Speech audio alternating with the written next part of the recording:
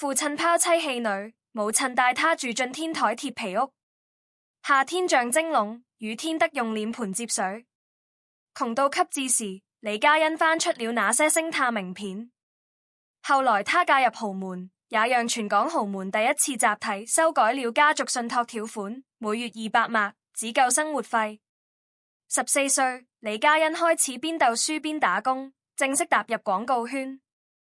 1986年，16歲的李嘉欣在拍攝廣告時遇到了生命中第一個重要男人倪震。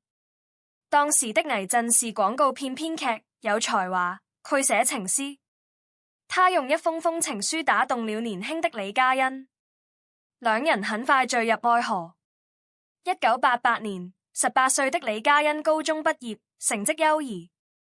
在廣告圈朋友建議下，他報名參加香港小姐選美。登上舞台那一刻，他立刻吸引了所有目光，所有人都認為他是最上鏡小姐的不二人選。他自己同樣信心滿滿，但結果出乎所有人意料。李嘉欣大受打擊，一度想退出比賽。倪震得知後開車帶他散心，讓他感動不已。在倪震和母親的鼓勵下，李嘉欣繼續比賽，最終意外贏得港姐冠軍，同時獲得國際花蕊小姐比賽最上鏡小姐獎和冠軍兩項榮譽。一舉成名的李嘉欣很快成為萬眾矚目的焦點，吸引了無數人的目光，其中就包括匿名送花的苦俊亨。出道後第一份工資是3萬港幣，李嘉欣立刻改善了生活條件，告別了天台鐵皮屋的日子。隨着名氣上升，廣告越接越多，交際圈越來越複雜，倪震漸漸無法駕馭這段感情，兩人的感情出現裂痕。1989年，19歲的李嘉欣與倪震正式分手。就在這一年，商場大亨劉鑾雄出現了。劉鑾雄白手起家，當時已是香港頂級富豪，原配妻子寶詠琴與他共同創業，打下商業帝國。但劉鑾雄的財富讓他開始流連花叢，寶詠琴對此無可奈何。李嘉欣出道近1年就現識了各種風浪，劉鑾雄的財富和氣派很快吸引了他。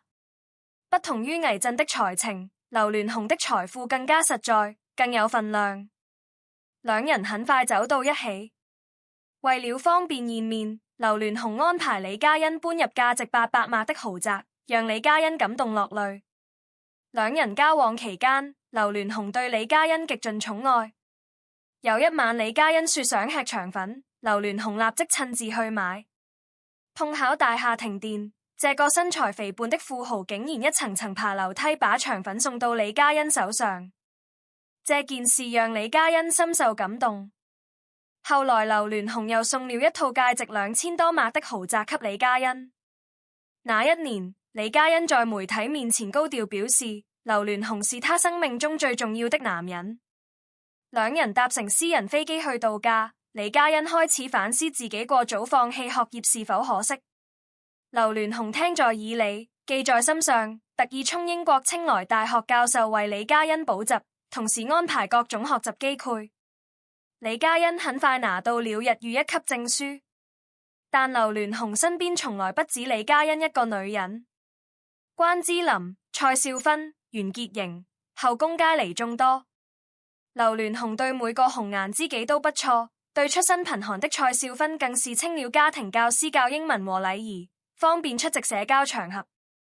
李嘉欣完全無法忍受這種局面，他開始主動出擊，不僅要爭奪劉鑾雄的寵愛，更要爭取一個名分。他甚至在劉鑾雄面前用3個字的表白宣示主權。原配寶詠琴最終選擇退出這場戰爭，帶着子女和10幾億身家離開了劉鑾雄。原配退場後，李嘉欣以為自己可以浮上水面成為主角，但很快發現事情沒有那麼簡單。劉鑾雄依然同時周旋於多個女人之間。一次曝光的錄音中，李嘉欣憤怒指責劉鑾雄身邊的另一個女人，對方說未有恐懼，李嘉欣則追問你到底恐懼什麼？這段錄音讓外界窺見了這場豪門爭奪戰的激烈程度。無法接受劉鑾雄同時愛着其他人，李嘉欣終於決定離開。1993年，23歲的李嘉欣在拍攝電影時遇到了27歲的黎明，兩人很快擦出火花，但黎明始終不承認這段戀情。媒體報道說，黎明曾跨海送給李嘉欣99支玫瑰花，但玫瑰花恰好送到的是劉鑾雄送給李嘉欣的豪宅，這個巧合頗為諷刺。1996年，黎明和李嘉欣在淺水灣約會被記者撞見，黎明說了一句經典的話：我們只是朋友間的約會。這句話讓李嘉欣怒不可遏，隨即結束了這段關係。黎明之後又與舒淇、王菲、周慧敏等女星傳出緋聞，繼續他否認戀情的逍遙生活。離開黎明後，李嘉欣與號稱香港地產神童的羅少威傳出緋聞。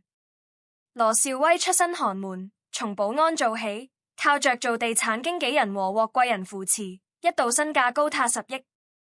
1997年，27歲的李嘉欣走進羅少威的世界，但1998年亞洲金融風暴爆發，羅少威靠炒股起家，一夜之間資產化為烏有。李嘉欣果斷抽身，轉向下一個目標。羅少威從此一蹶不振，後來更因販毒被捕。同一年，李嘉欣與一名13歲的男模特陳志平傳出緋聞，這段關係很快結束，理由是這個男人不懂得照顧人。時間來到2004年，34歲的李嘉欣與內地傳媒富豪譚威拍拖。譚威旗下的星美傳媒是當時內地最大的民營媒體公司，與北京著名夜總會天上人間關係複雜。2005年譚威出事被調查，李嘉欣立刻撇清關係。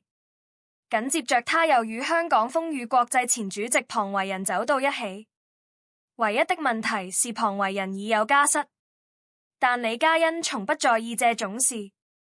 2005年，香港媒體拍到35歲的李嘉欣與龍維仁在首山橫街玩槍，媒體追問時，兩人以談廣告合作解釋。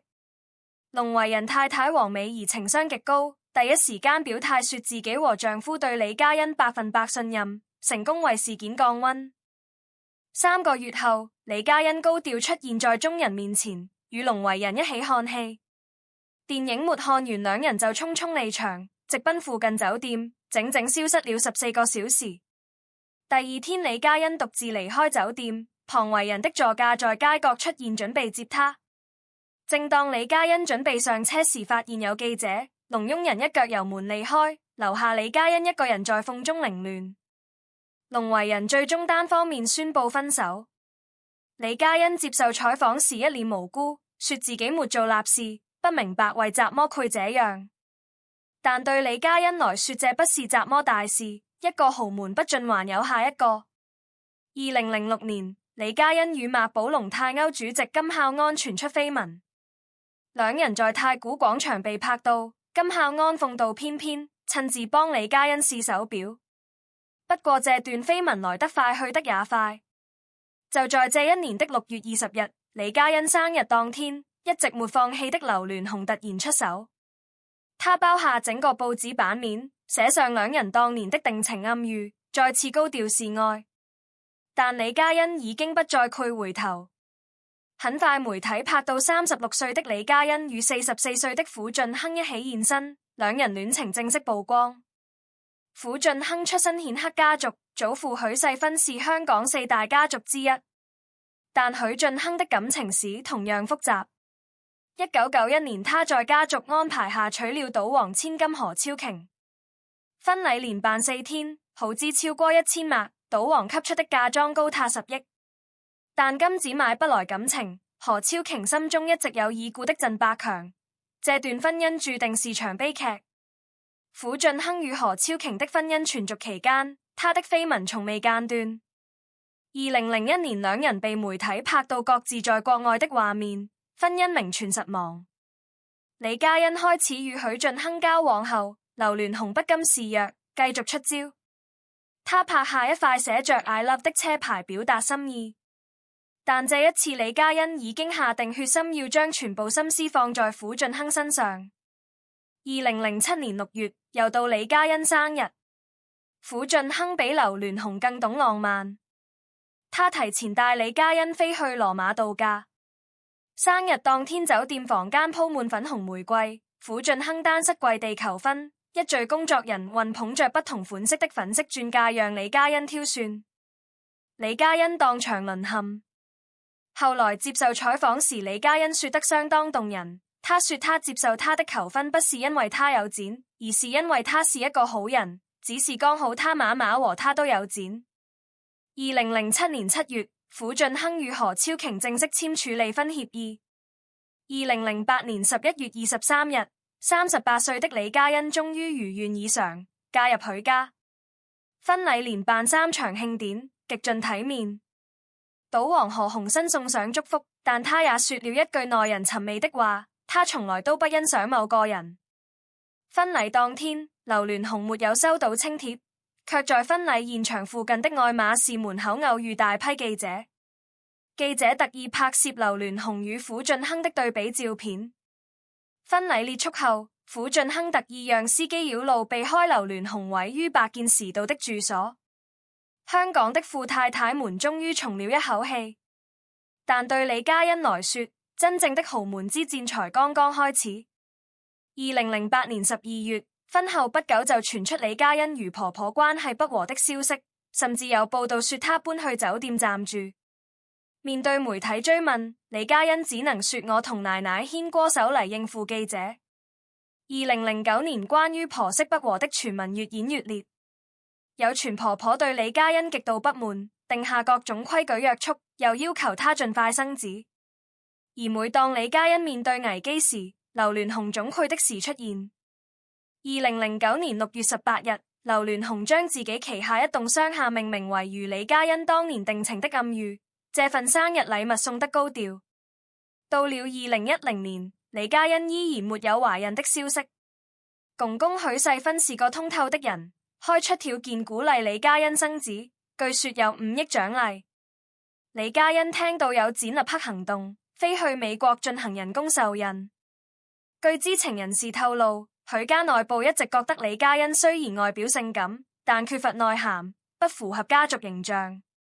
為了改善形象，李嘉欣開始喝公酒、做慈善、讀藝術課程，凡事都要與公公婆婆保持一致。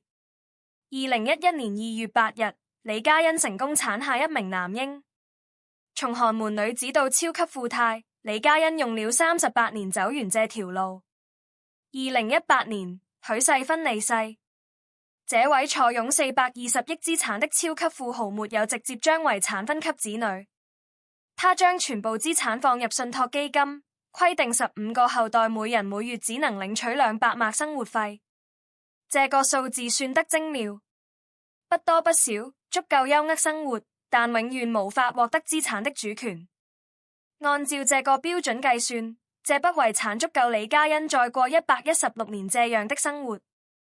縱觀李嘉欣這38年的人生軌跡，他走的每一步都目標明確，每一次抽身都乾淨利落，每一次選擇都精準無比。從魏震到劉鑾雄，從黎明到羅兆威，從譚威到龐維仁，最終在許俊亨這裡修成正果。但在整個過程中，他又何嘗不是那些富豪手中的一枚棋子？許世勳用信託基金的方式鎖死了家族財富，避免了後代敗光家產，也避免了一個又一個李嘉欣式的人物真正掌控家族命脈。財富與美貌之間的追逐遊戲，永遠是雙向的算計。表面上看起來是某個人擁有了財富或者美貌，但實際上真正的贏家往往站在更高的維度審視全局。許世勳的這個決定也提醒所有豪門望族，與其讓後代揮霍磨道，不如用制度約束。每月200萬，衣食無憂卻無法為所欲為，這或許是對付貪婪最優雅的方式。而李嘉欣的故事告訴我們，想要通過婚姻跨越階層，需要付出怎麼樣的代價。38年裡，他經歷了太多感情的起伏，面對了太多複雜的局面。每一次選擇背後都是利益的權衡，每一步前進都要付出相應的代價。他最終得到了自己想要的富太身份，但過程充滿了爭議。這個世界的規則從來都是這樣，你可以選擇任何一條路，但路上的代價也必須自己承擔。無論是普通的婚姻，還是豪門的婚姻，本質上都是兩個人的結合。但豪門的婚姻從來不是兩個人的事，而是兩個家族的博弈，甚至船牽扯到無盡的名利與算計。當我們回頭看許世勳這個信託安排，佢發現其中蘊含的智慧。420億的資產，15個後代，每人每月200萬的生活費，這個數字確保了許家後代永遠過着體面的生活，但不配給任何一個外人染指家族核心資產的機會。這是一個老練的商人在生命盡頭做出的最後布局。他看透了財富對人性的腐蝕，看透了美貌背後的野心，也看透了自己家族後代的弱點。與其讓他們被別有用心的人操控，不如用一個制度把所有人框定在安全區域內。某種意義上說，許世勳用這一手安排，既保護了家族財富，也保護了後代免受太多誘惑的侵擾。每月200萬，在香港也算得上中產以上的生活水準，但絕對無法支撐揮霍無度的生活方式。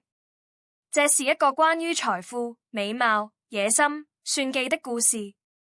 故事裡的每一個人都扮演着自己的角色，有的是主角，有的是配角，有的看似是主角，其實不過是別人棋局中的一枚棋子。當我們為李嘉欣從鐵皮屋走到豪門而感嘆時，許世勳的信託基金安排卻告訴我們，這個世界遠比想象中複雜。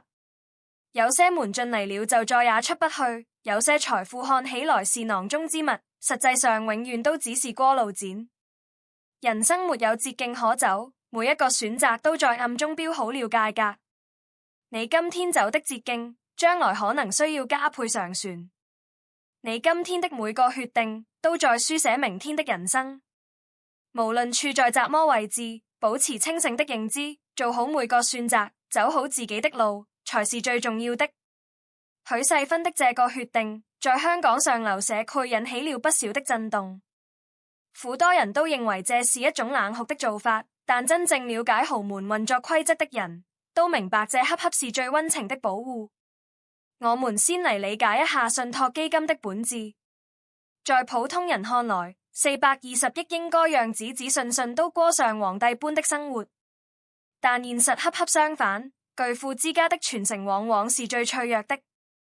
歷史上無數顯赫家族，充富可敵國到一貧如洗，往往只需要3代人的時間。中國有句古話叫富不過3代。第一代創業者白手起家，深知每一分錢來之不易。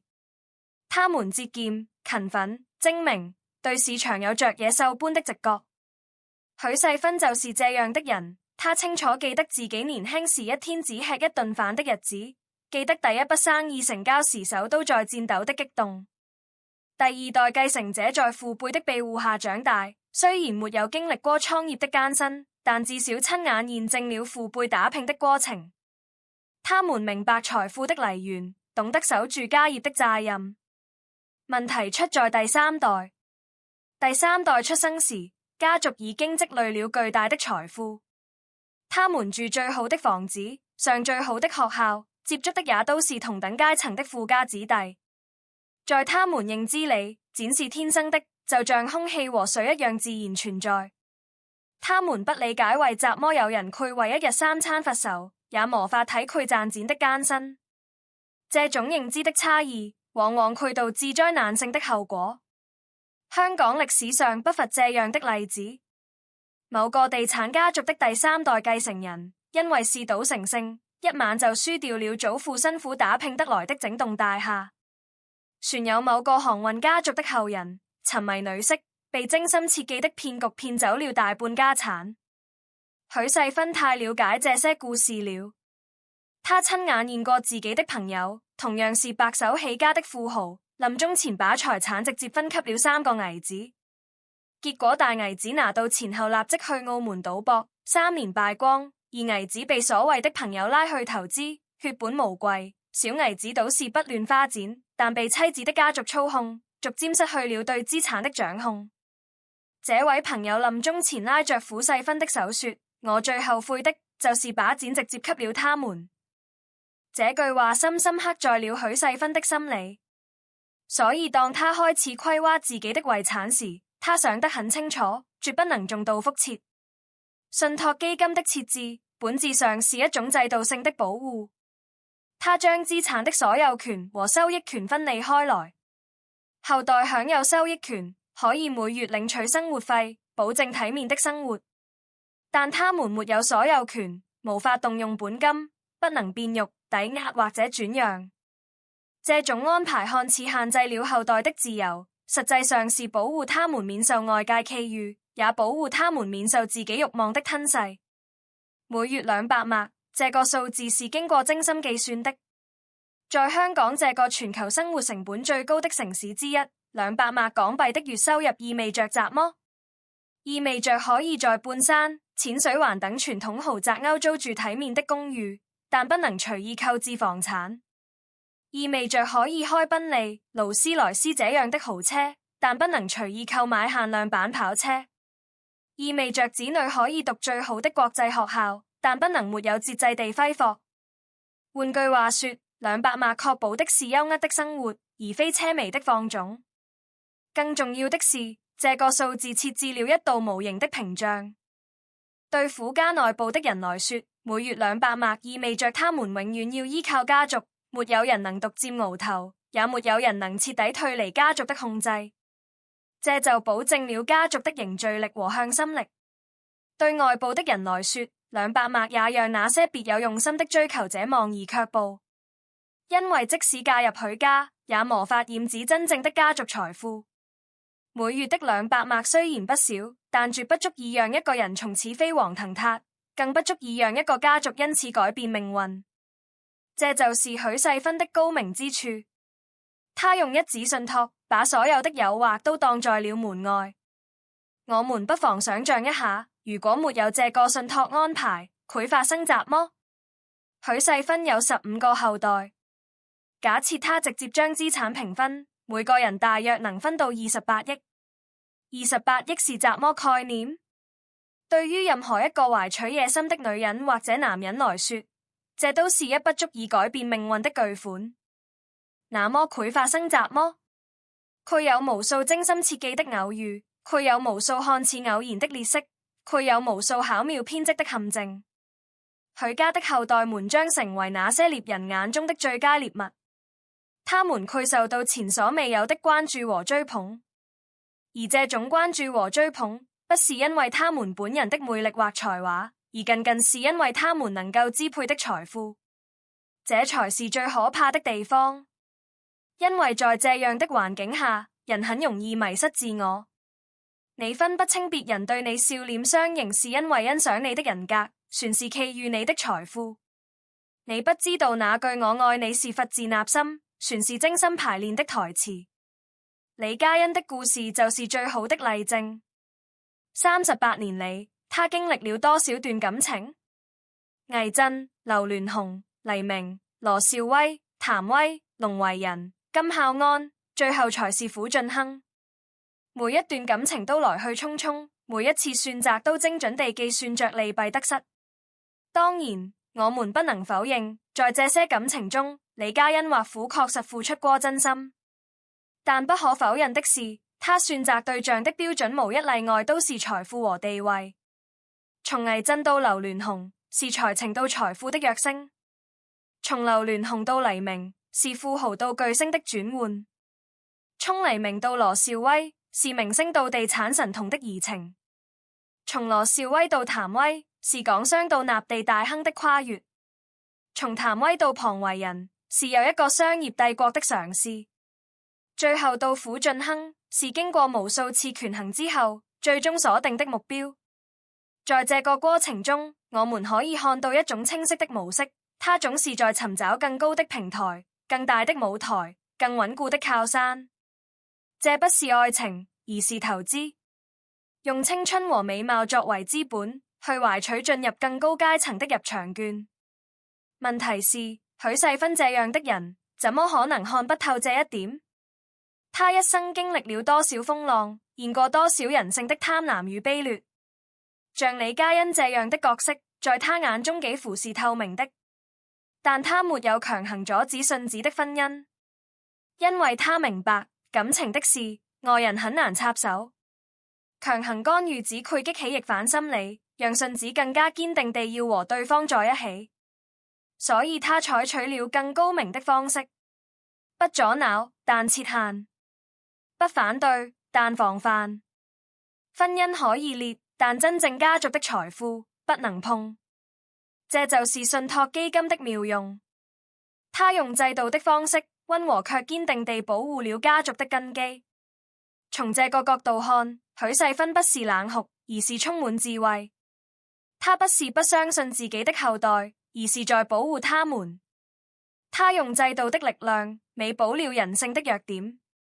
這個故事的更深層含義，其實遠不止豪門恩怨這麼簡單。他揭示了財富傳承的本質難題，也揭示了人性的永恆困境。為什麼富不過三代？因為財富會腐蝕人性，會讓人忘記奮鬥的意義，會讓人迷失在物質的海洋裡。越是有錢的人，越容易被別有用心的人盯上，而一旦被人操控，再多的財富也會在短時間內流失殆盡。許世勳的選擇，其實為所有面臨傳承問題的家族提供了一個範本。與其讓後代在財富中迷失自我，不如用制度約束他們；與其讓他們成為獵人的目標，不如先把獵物保護起來；與其等他們敗光家產再後悔，不如從一開始就設置好防線。每月200萬，這個數字的精妙之處，存在於他傳遞出的信息。對苦家後代來說，這不剪傳他的意思是，你們可以過很好的生活，但不能無所顧忌。你們需要依靠家族，也需要擁護家族的聲譽。你們是這個家族的一份子，但不是主人，只是過客。對外界來說，這個數字的意思是，別打許家的主意。就算你嫁進來，也拿不到真正的財富。許家的門雖然開着，但裡面的寶藏已經被鎖進了保險局。這是一種不留餘地卻又體面的拒絕。說實話，這個安排對於想嫁入豪門的李嘉欣們來說，確實是一個沉重的打擊。他們花了那麼多心思，消耗了那麼多青春，經歷了那麼多情感的波折，最終得到的不過是每月200萬的零花錢。雖然對普通人來說這是天文數字，但相比於他們期待的分得半壁江山，這簡直是杯水車薪。更重要的是，他們失去了主動權。如果沒有信託，作為許家的人媳，李嘉欣可以通過各種方式影響丈夫，逐步滲透到家族決策層，甚至在丈夫繼承遺產後，通過各種名目轉移資產。這種事情在豪門中並不罕見，但有了信託，這一切都變得不可能了。每月的200萬會自動打入賬戶，無法預支，無法借剔，無法抵押。這筆錢只能用於日常生活，無法進行任何實質性的資產配置。更重要的是，即使他和撫俊亨離婚，也無法分走信託基金中的一分錢。這就是制度的賴害之處。他不靠人治，不靠道德約束，不靠長輩監督，而是一種冷冰冰的、不可逾越的制度性障礙。無論你多麼美貌、多麼聰明、多麼善於交際，在這個制度面前都無計可施。很多人在聽完這個故事後，都會感嘆李嘉欣的一生是成功的。她從一個鐵皮屋女孩，一步步走到了香港頂級豪門。這種階層跨越，堪稱傳奇。但如果仔細思考，你會發現，這個所謂的成功其實是脆弱的。他確實住進了豪宅，每月有200萬的生活費，但他永遠無法真正掌控這個家族的資源。他的身份永遠是許家的人媳，而不是家族的主人。一旦婚姻出現問題，他將失去一切。這種生活，與其說是富態，不如說是高級顧問。每月領取固定的薪水，換取優質的生活條件，但所有權永遠在他夠不到的地方。再看看許世勳的佈局，他用一紙信託確保了許家後代的衣食無憂，同時鎖死了外人覬覦的可能。他讓李嘉欣進了門，卻又給他設置了一個永遠突破不了的天花板。這何嘗不是一種更高維度的掌控？所以，這個故事的真正贏家，不是李嘉欣，不是撫俊亨，甚至不是許家的其他後代，而是那個已經離世的許世勳。他用最後的安排，為這個故事畫上了一個他想要的句號。看透這一切的李嘉欣，不知道作何感想。他用了38年，走了一條異常艱難的道路，從父親拋棄家庭開始，到住進天台鐵皮屋，到打工拍廣告，到參加港姐選美，到與各路富豪周旋，最終嫁入許家。這一路上，他經歷了太多，付出了太多，也失去了太多。當倪震寫下那些情詩時，他或苦真的心動過；當劉鑾雄爬樓梯送腸粉時，他或苦真的感動過；當黎明跨海送來玫瑰時，他或苦真的期待過。但在財富面前，這些感情都顯得那麼脆弱。他一次一次地選擇離開，一次一次地向上攀爬。他的目標始終很明確，要進入那個最高的圈子，要獲得最強的庇護，要過上最安穩的生活。諷刺的是，當他終於實現這個目標時，卻發現這個目標的含金量遠低於預期。他以為自己釣到了一條大魚，卻發現魚鈎上掛着的只是一個魚形的玩具。真正的魚群早已被一種叫做信託的制度保護起來了。這不只是李嘉欣的悲劇，也是所有寄望於通過婚姻改變命運的人的悲劇。當你把所有希望寄託在一段關係上時，你就已經失去了主動權。無論你多麼努力，多麼聰明，最終的決定權永遠在對方手裏。許世勳的信託安排，把這個道理說得再清楚不過了。我們可以設想一下，如果李嘉欣當初沒有放棄學業，而是憑借自己的才智打拼，以他的聰明和美貌，也苦愧有另一番成就。如果他不是把婚姻當做改變命運的捷徑，而是尋找真正的情投意合，也苦愧擁有更真實的幸福。但這些都只是如果。現實是，他選擇了一條看得見卻又走不到頭的道路，每一步都看似接近目標，實則離真正的目標越來越遠。這就是這個故事的終極諷刺。那些以為自己在追逐財富的人，最後發現自己只是財富中的一枚棋子；那些以為自己在攀登豪門的人，最後發現自己只是豪門門口的一個過客。許世勳用一紙信託把這一切都講明白了。他告訴所有人，真正的財富不是錢可以買到的，家族的根基不是外人可以動搖的，制度的保護比個人的算計更加牢不可破。每月200萬，這個數字既是保護，也是諷刺；既是慷慨，也是吝嗇；既是溫情，也是冷酷。這裏面包含了一個100歲老人對人性最深的理解，對財富最透徹的洞察，對家族最有遠見的規劃。當我們重新審視這個故事時，會發現李嘉欣的38年其實是一部關於財富與人性的寓言。他追求的東西，最後以一種他意料之外的方式來到他面前；他期待的東西，最後以一種打折扣的方式兌現。他以為是終點的那個地方，不過是另一個起點，而那個真正掌控局面的人，始終是那個已經不在人世的許世勳。他用最後的安排，給所有人上了一課：關於財富，關於人性，關於選擇，關於代價。這堂課的價值，或許遠比每月200萬的生活費更加珍貴，因為他告訴我們，人生沒有真正的捷徑。你想得到什麼，就必須付出相應的代價，而這個代價有時候會超出你的想象。李嘉欣付出了青春、感情、名譽，換來了什麼？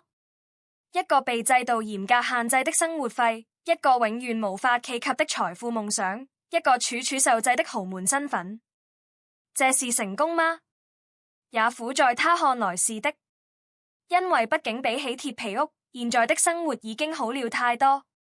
但這是真正的階層跨越嗎？恐怕未必，因為他始終是一個外人，一個被嚴密防範的外人。許世勳的信託基金就是這種防範的終極體現。所以這個故事的意義遠不止一個講者嫁入豪門那麼簡單，它是關於人性的預言，是關於財富的反思，是關於選擇的警示，也是關於制度智慧的教材。每一個閱讀這個故事的人都可以從中獲得不同的啟示。對於普通人來說，他告訴我們要腳踏實地，不要妄想通過捷徑改變命運。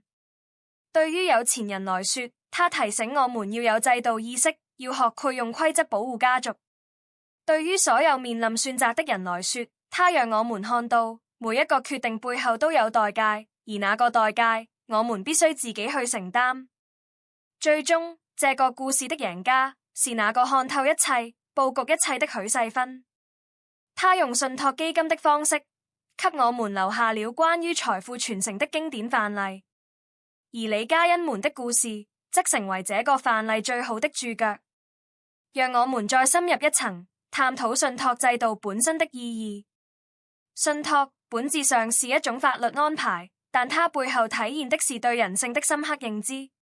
西方有句諺語：絕對的權力導致絕對的腐敗。在財富管理領域，也可以說，絕對的財富自由導致絕對的揮霍。這不是危言聳聽。歷史上無數案例證明，當一個人突然擁有可以隨意支配的巨額財富時，他往往會在最短的時間內做出最愚蠢的決定。買豪車、買遊艇、買私人飛機，這些都算好的。更可怕的是被人設局，參與賭博，被人引誘吸毒，陷入各種精心設計的騙局。而一旦財富在短期內流失殆盡，這個人的整個人生都可能隨之崩塌。許世勳設置信託基金，實際上是在用制度預防這些風險。他給後代足夠的錢讓他們生活無虞，但又不給他們足夠的錢讓他們為非作歹。他保證他們的生活質量，但不給他們揮霍的可能。他給他們自由的空間，但又設置了一個安全的邊界。這種安排實際上是對後代最大的負責。很多人不理解這一點，認為許世勳小氣，不信任自己的信子信女。但真正成熟的人會明白，這不是不信任，而是深刻的關愛。就像一個父親不配把汽車鑰匙交給12歲的孩子，不是因為他不信任孩子，而是因為他知道孩子船沒有駕馭汽車的能力。同樣，許世勳不給後代隨意支配巨額財富的權力，不是因為他懷疑他們會做虧事，而是因為他深知，在沒有足夠閱歷和智慧的情況下，巨額財富本身就是最大的風險。而且，信託船解決了一個更深層次的問題：後代之間的公平。如果許世勳直接將遺產分給15個後代，怎麼分才公平？平均分。但每個人的情況不同，有的可能已經在商界闖出名堂，有的可能尚在讀書，有的可能有特別的才華需要資金支持。按需分配，那由誰來判斷需要？按怎麼標準？這些問題無論怎麼處理，都可能引發家族矛盾。信託的安排則巧妙地避開了這些問題。每人每月200萬，不分彼此，不問緣由。這種絕對的平等，反而最能擁持家族的和諧。更重要的是，信託基金的存在，讓許家的資產始終以整體的方式存在，而不是被分割成15份。這意味着資產的規模效應不會消失，投資的議價能力不會減弱，家族的影響力可以持續保持。這也是許世勳深思熟慮的結果。從更深層次來看，許世勳的信託安排船觸及了一個哲學命題：財富對人的意義究竟是什麼？對許世勳這樣的創業者來說，財富意味着成就，意味着奮鬥的價值，意味着改變世界的力量。他白手起家，創造了一個商業帝國，這個過程本身就是財富的意義所在。但對他的後代來說呢？如果他們直接繼承了一大筆錢，這筆錢對他們意味着什麼？可能意味着可以不用工作，可以盡情消費，可以在任何人面前炫耀。但這真的是財富應該有的意義嗎？許世勳用信託回答這個問題：不，財富的意義不在於揮霍，而在於支撐一個家族持續地、有尊嚴地存在下去。每月200萬，足夠讓後代接受最好的教育，住最好的房子，過最體面的生活，但不足以讓他們墮落，不足以讓他們成為別人眼中的提款機，不足以讓他們在紙醉金迷中迷失自我。這種安排實際上是在保護財富的正面意義，消解財富的負面影響。從這個角度來說，許世勳不僅是一個成功的商人，也是一個有哲學思考的智者。他用制度的方式回答了財富傳承中最難回答的問題：如何在給予後代財富的同時，不讓他們被財富所害？答案就是給他們足夠的錢保證生活，但不給他們過多的錢破壞人生。這個答案看似簡單，實則需要極大的智慧和自制力，因為大多數富人的本能是想把一切都留給後代。他們辛苦了一輩子，就是希望子女過得好。這種心態很容易導致溺愛，而溺愛往往潰毀掉下一代。許世勳戰勝了這種本能，他用理性戰勝了衝動，用制度戰勝了人性，用長遠的規劃戰勝了眼前的情感。這就是他真正高明的地方。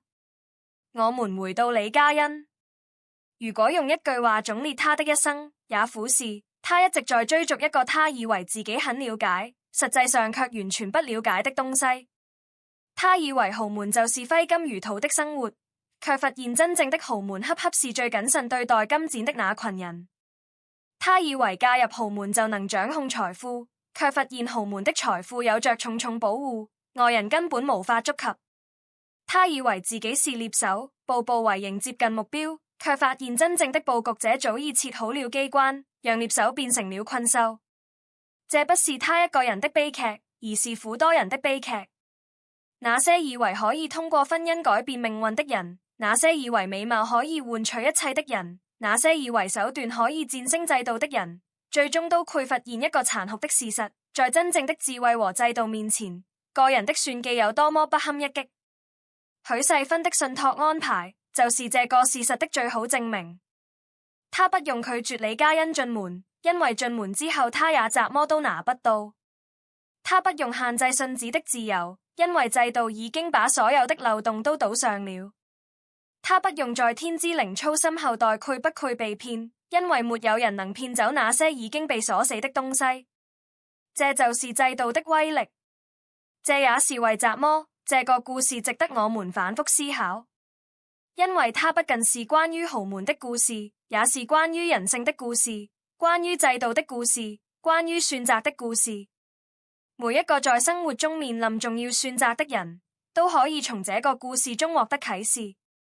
無論是選擇職業、選擇伴侶，還是規劃人生，這個故事都告訴我們，不要妄想走捷徑，因為每條捷徑都標好了界格。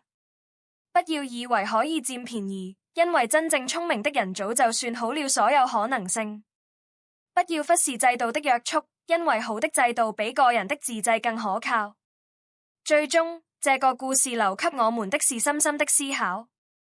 關於財富，我們應該怎麼對待它？